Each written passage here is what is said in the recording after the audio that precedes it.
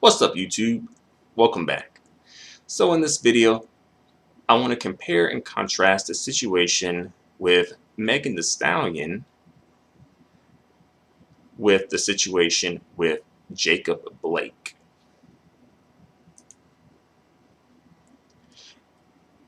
And center my thoughts and opinions around victim blaming, um, more so in the community, amongst black folks, right? And just seeing how this is sort of playing out when it's, Megan Thee Stallion versus when it's Jacob Blake. And to be fair, the situations are not 100% the same. There are some differences obviously. Nevertheless, they're similar enough. Right. So, I think we already know about the situation with Megan Thee Stallion, right? I've kind of spoken about that a few times on this channel, and as well, many people have spoken about it on their channels as well. So, I don't really feel the need to do a in-depth recap of the Meg Thee Stallion situation. Um, but long story short, um, rapper Tory Lanez is accused of shooting Megan Thee Stallion, and you know, a lot of people have been, particularly talking about black folks, right, have gone into pretty much victim blaming, full on victim blaming mode towards Megan Thee Stallion. All right.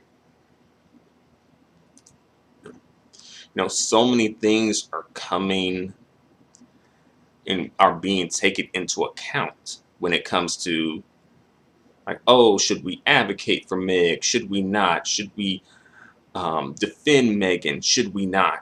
So many things are coming into play. Like, for example, the rapper Cash Talk. I never even heard of him before today, but he said something to the effect of pretty much, Megan is a thought and this is what she gets, right? But as far as I know, like, I haven't heard of her being linked up to, well, then again, she has dated, but here's the thing though. All right. We don't know exactly what Megan does in her personal life, in her bedroom. That's not any of our business. And as well, just because someone perhaps, I don't know for sure, but perhaps is sexually promiscuous, does that render them not worthy or deserving of advocacy if something violent happens to them? You know? But a lot of people are going with that narrative right now, right? Um, Another narrative that was being pushed is like, oh, Megan should have knew better than to get involved with Tory. To be fair, I haven't heard of Tory Lanez being problematic, like in the sense of being violent. I've heard about the colorism, but from what I've heard, there was some, like, he may have a history of violence towards women one way or another. I heard Selena Powell saying that, oh, he pays someone to come to her house and physically attack her, right? And Larry Johnson, former NFL player Larry Johnson, he was victim blaming Megan, saying that she should have known better than to get involved with someone like Tory Lanez, who's, I guess, dubbed the phrase or made the phrase demon time or demon hour. I don't know what that means. I'm not sure if I really want to know what that means. It sounds a little demonic and dark-sided, which at this point, especially, Tory Lanez does look demonic and dark-sided. But, word on the street, Larry Johnson has a history of violence against women. So low-key, he's really just defending a member of his group, right? Megan, you should have known better, right? Megan, you're a thought, right? Then before they were saying that, Megan is a man. Megan is transgendered, right? Cameron, he pushed that, you know, threw that out there, right? You see, like, it's a lot of victim blame. Like, one way or another, it's Megan's fault that she got shot, right? Um, you know, it's really interesting seeing all this victim blaming happening toward Megan. And also, it's like, what makes Megan an untrustworthy victim? Are not deserving of sympathy or advocacy, you know? And also, imagine if Tory Lanez did some sort of sexually violent crime or act toward Megan. It would be victim blaming to the 10th power. All right. You know how that would go down. What was she wearing? How was she acting? Right? You know, this is what happens when you go around twerking all the time. Right? She was asking for it. Right? She knew what time it was. Shouldn't be dressing like a stripper. Right? You know, and also, like, people are acting like, you know, Megan the Stallion is like Candace Owens or something.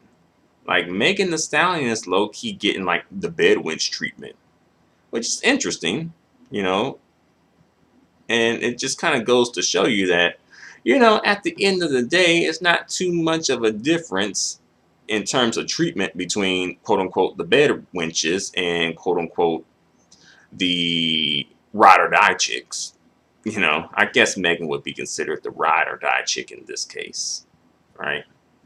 I don't know if she's quite like, a pick me or a mammy. I don't know, but, people can make those speculations and conjectures based on how she's been acting thus far, right?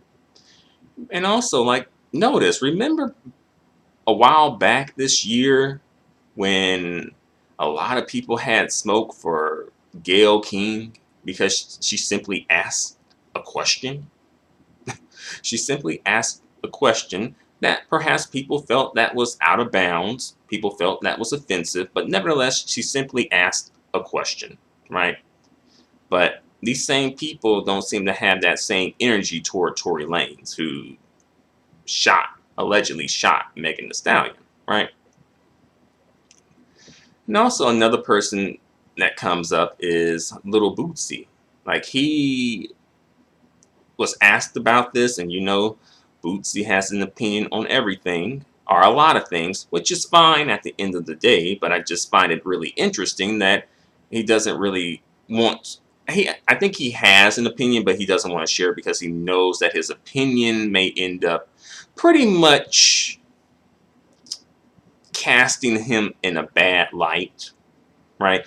And I think pretty much he wants to defend Tory Lanez, right? I don't know if they know each other or they're like really cool or whatever, but I think he's leaning towards that side, right? But he also wants that Meg Thee Stallion feature, right? So he don't want to mess with his pockets, He don't want to go against Tory Lanez, and he don't want to mess with his pockets, so he's just gonna keep quiet. All right. So for the record, Little Boosie knows how to keep quiet. Remember that in the future when Little Boosie comes through on some mess, some BS. All right. In fact, a lot of people know how to keep quiet. It's either they're speaking up in low key or high key defense of Tory Lanez, or they're not speaking at all. And again, it's not every single person that's against Megan. Megan has supporters, obviously. you know, um,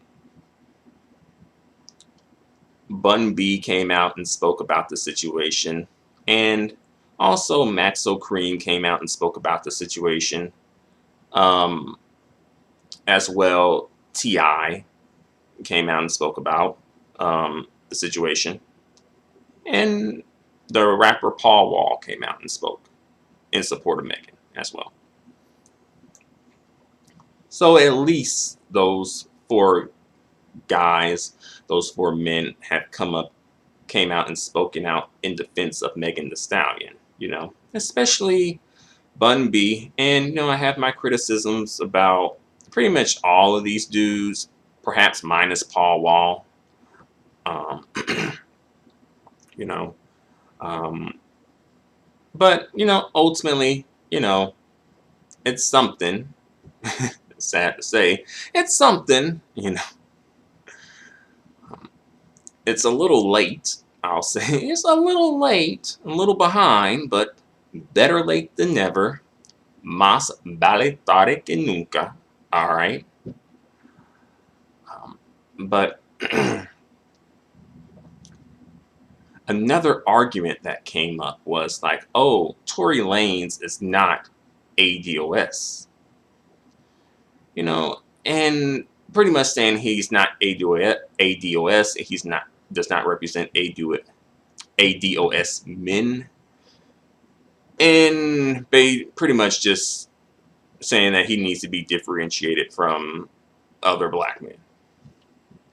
And there was also an argument saying that Tory Lanez is a street dude and he needs to be differentiated from other black men too, based on that. Right? So it's right now, this is the thing, ADOS, right? Well, why? Like, it seemed like low-key folks are just using that as a way to low-key defend Tory Lanez and not really have to be accountable for Tory Lanez. That's a lot of where this is coming from too, where it's like, I guess the black male collective doesn't want to take accountability for someone in their group doing something terrible, doing something wrong, right? And also, like, if this was the attitude, right? Like, oh, he's non-ADOS. Then why was he allowed into ADOS spaces in the first place, right? And as well, back to Larry Johnson for a quick second. Why, in that case, if Megan should have known that Tory Lanez was not a good guy and was trouble, because it was just so obvious, right? Why was Tory Lanez allowed to be in black spaces to begin with if he was this much of a threat and Megan should have known better, right? It's like a lot of people is victim blaming and low-key sidestepping responsibility and accountability and culpability.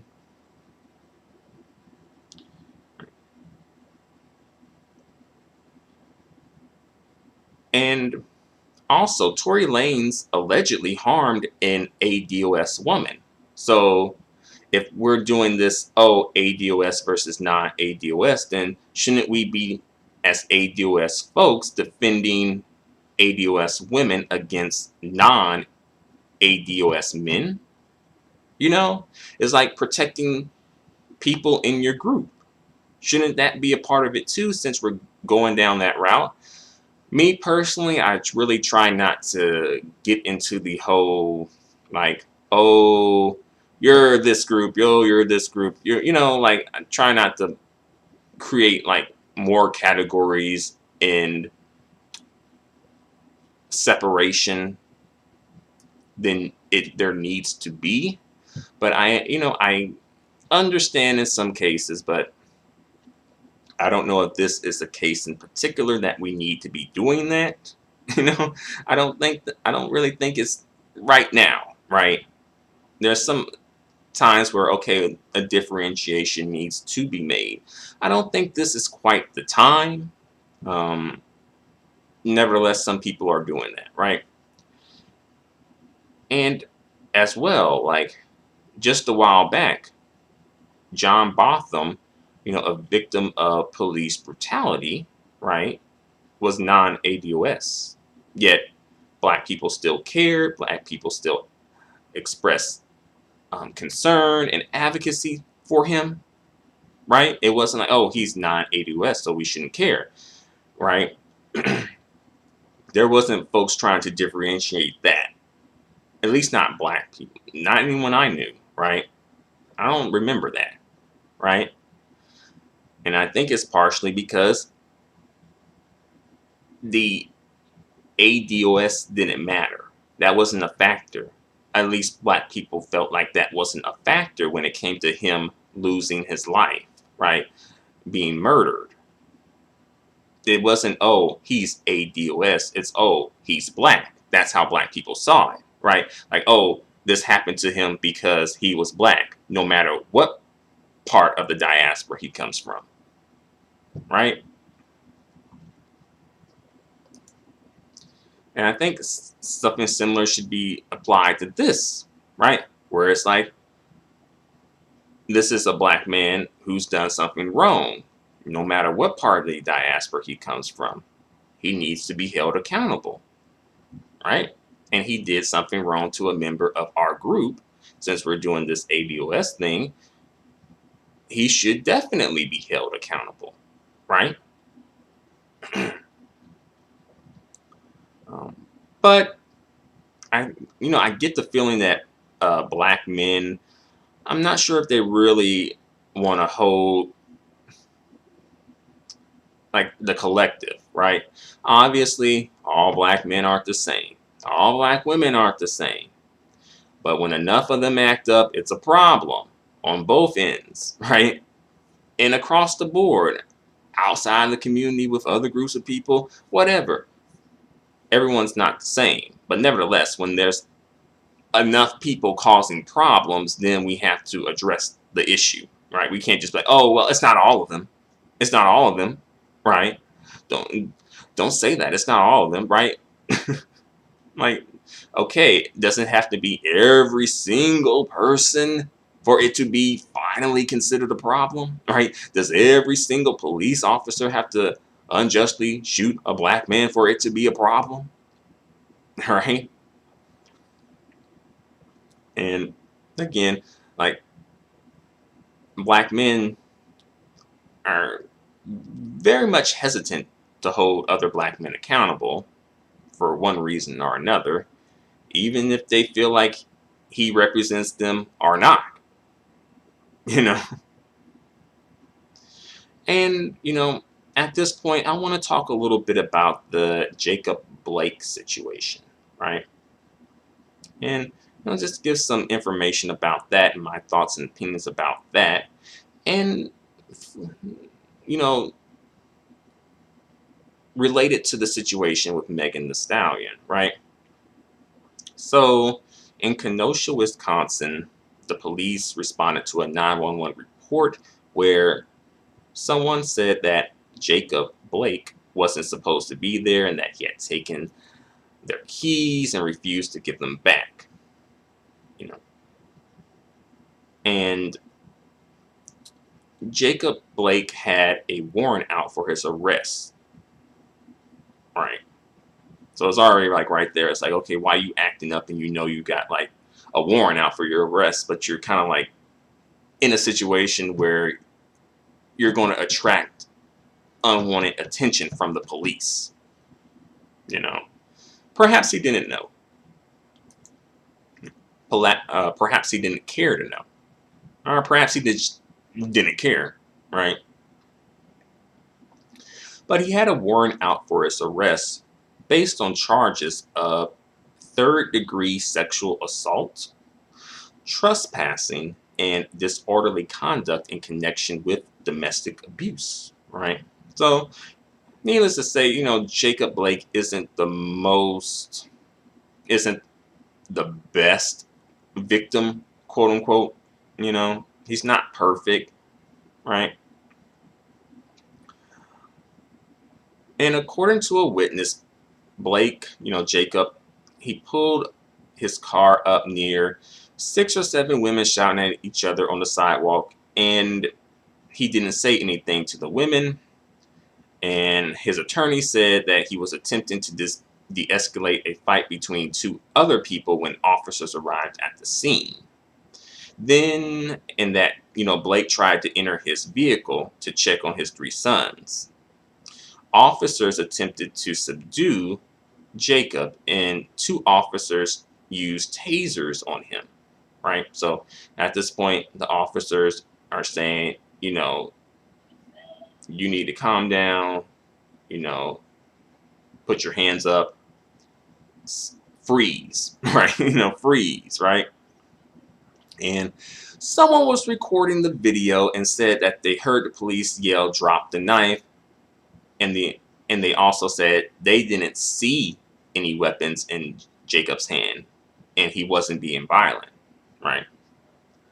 After the initial scuffle, Blake walked to the driver's side of his vehicle, followed by an officer and another officer with handguns drawn.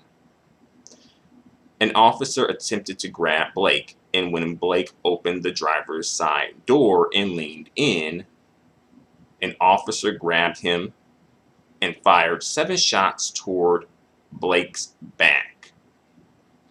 Right? 4 of those shots hit Jacob.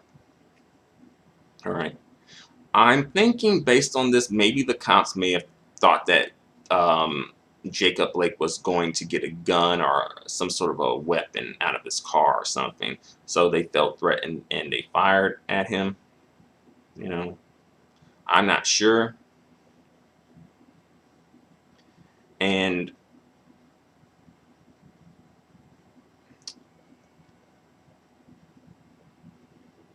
Jacob's lawyer disputed the implication that the knife was in Jacob's possession. So they're saying pretty much that Jacob didn't have a weapon, right? And right now, Jacob, he's paralyzed from the waist down, right? And they don't know if this is going to be permanent or not, right? And, I'm seeing all this play out too, and I want to relate it to sort of Megan Thee Stallion situation, because I see a lot of people, they're up in arms, especially black people, up in arms. And I'm not saying that black people don't have a right to be, but very much angry and feeling like this wasn't fair, this wasn't right. And, some non-black people are coming through and victim blaming Jacob, right? Like, pretty much he low-key brought it on himself, right? Did Jacob bring it on himself, right? Does Jacob, did he deserve what he experienced, based on his priors, based on what he was doing, based on the reason that they came there, right? And again, relating it back to Megan, did Megan, ask for her situation? Did she deserve it? Did she bring it on herself, right? And you notice that, there are some non-black people who don't want to hold the cops accountable, right? For one reason or another. They're going into victim blaming Jacob, right? And, Jacob ultimately deserves due processing, right? And, just like Megan ultimately deserves due processing, right? And I also see, like, the riots that are happening, like the protests and the riots, right?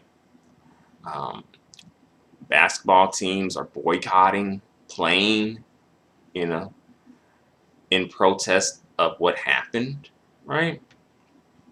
And, that's great. That's awesome.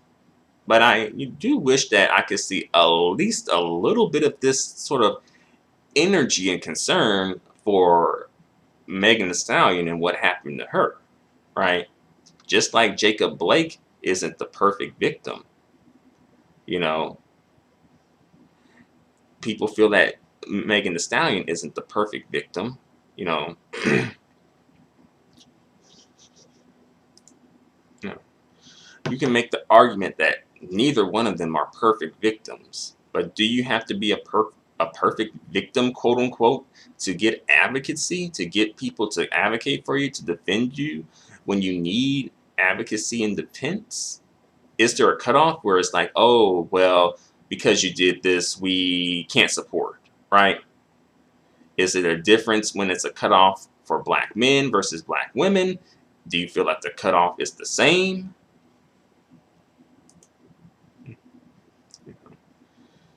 And, I see people really being upset about this, particularly black people, and black people have a right to be upset about this, right?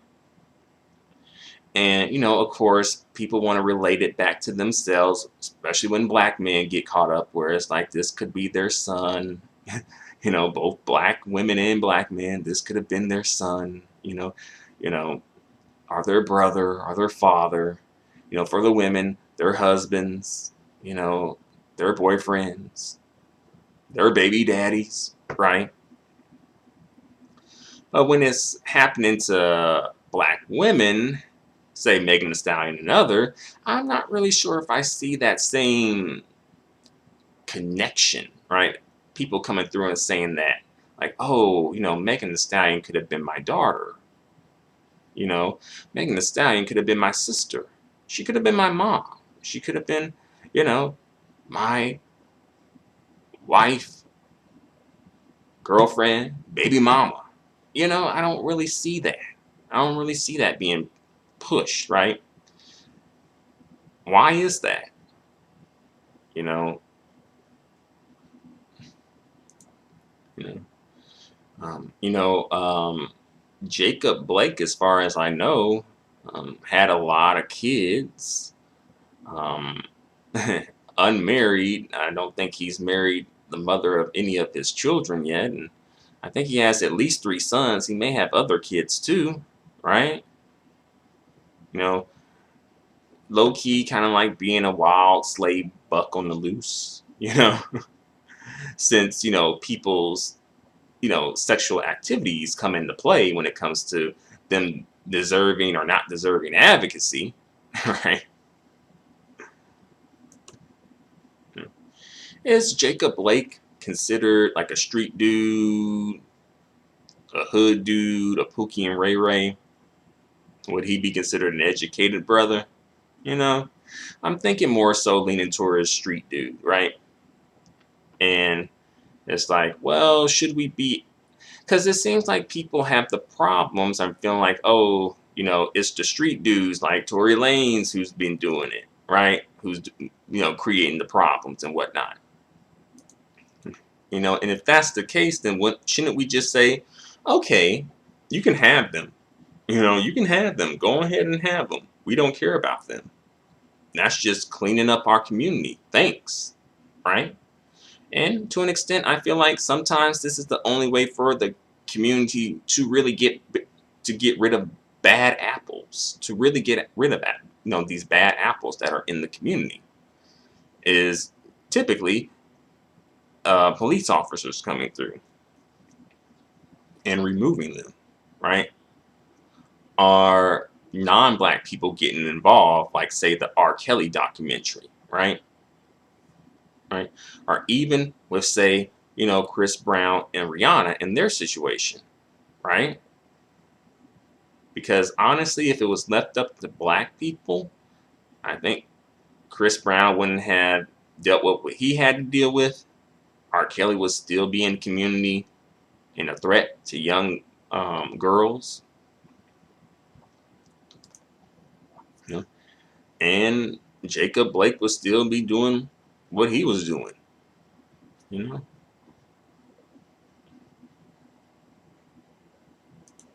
Yeah. A couple of more random points I kind of want to touch on, um, particularly for the black women out there. All right. I know that you see, Bun B, Maxo Cream, and T.I. speaking out, and, you know, and that's great. Just tread lightly, you know, because sometimes I think y'all can get full off of crumbs. Like, particularly black men's crumbs that they'll throw to you every once in a while, you'll get full off of them. And you'll think, oh, this is great and this is awesome, but nothing really comes from what they say, right? It's just talk, not action, right? And, Bun B was doing some great talking, I'll admit, and saying some things that are true and need to be said. But it has to be more than just talking, right? It's like, for the black women out there, don't just go around passing out the Black Cane trophies for just talk, you know. And another thing I want to talk about right quick is like Kanye West versus Candace Owens. I feel like, folks would go hard on Candace Owens for being like a wild coon on the loose, right? But when it comes to Kanye West, yeah, people will say something, but I don't know. I feel like folks kind of hold back for some reason, right? And I know some people going to bring up, oh, he got mental health issues. And I'm like, there are a lot of celebrities out there who have mental health issues and just people in general who have mental health issues, but they ain't saying the things that Kanye West is saying, you know? So let's be real about that. It ain't all the mental health. It ain't all coming from the mental health issue. All right.